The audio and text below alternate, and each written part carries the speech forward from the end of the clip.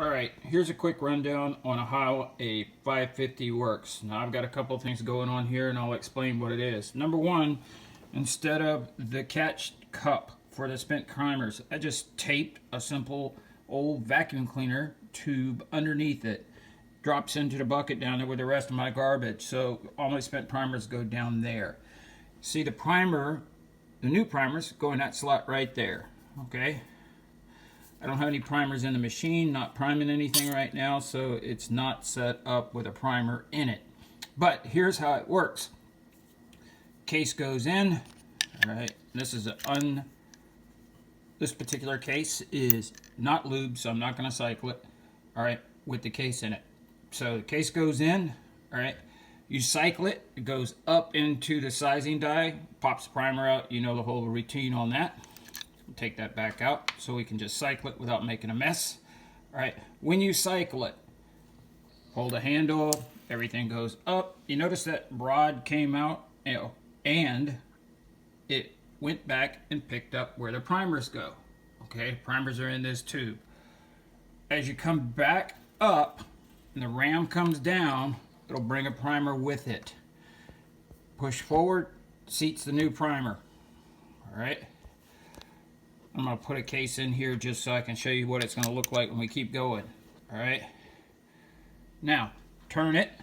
This is manual. This is not an automatic advance on a 550. Turn it. Next latch. Another case goes in. Case is sitting there. Okay. Here's the powder drop. When you go up on the ram, it will push on a bushing inside of the powder die, which in turn pushes or drops the powder via a bar. Just like this. All right, it comes back down. Powder is now inside. Okay. Now, we'd advance it again. Once again, just demonstrating the capability. Put a bullet on that station. All right, put another case in here. There'll be a case in here. Give it a pull. All right, that would do it again. All three of the filled stations would be actually working right now. Back down. All right, everything's primed. Come back to it because you had to give it a nudge this way. Turn it again. If I was crimping in a separate die, it would go right there, and that would go for this pull. All right. Back down, would have a finished case. Okay. Now, I'm not going to turn it again because I don't want to pull that particular piece of brass out because it's got powder in it right now. And it's got 26.3 of CFE. Like I said, it's a light load. All right. Now, my expended primer would go into my garbage can down there. I just got a bucket down there. This is the follower that pushes the primers down. Like I said, I put a 45 case on there. A lot of people do. It's a cool kid thing. Plus, it adds just a little bit of extra weight on the follower. Some folks may say, well, it's going to make it more dangerous and it might set off a case. No, it's not. All right.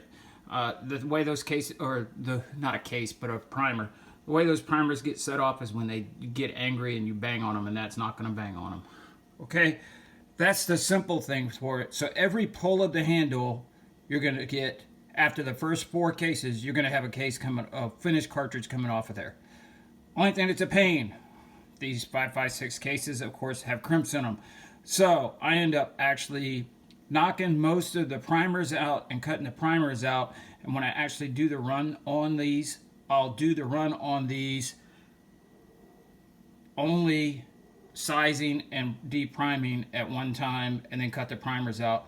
Now when I go and make a run like tomorrow, when I actually make ammo, I'll pull that sizer and decapping die out because I don't need it. I've already done it because I've got that 9 pounds of brass that I've put together.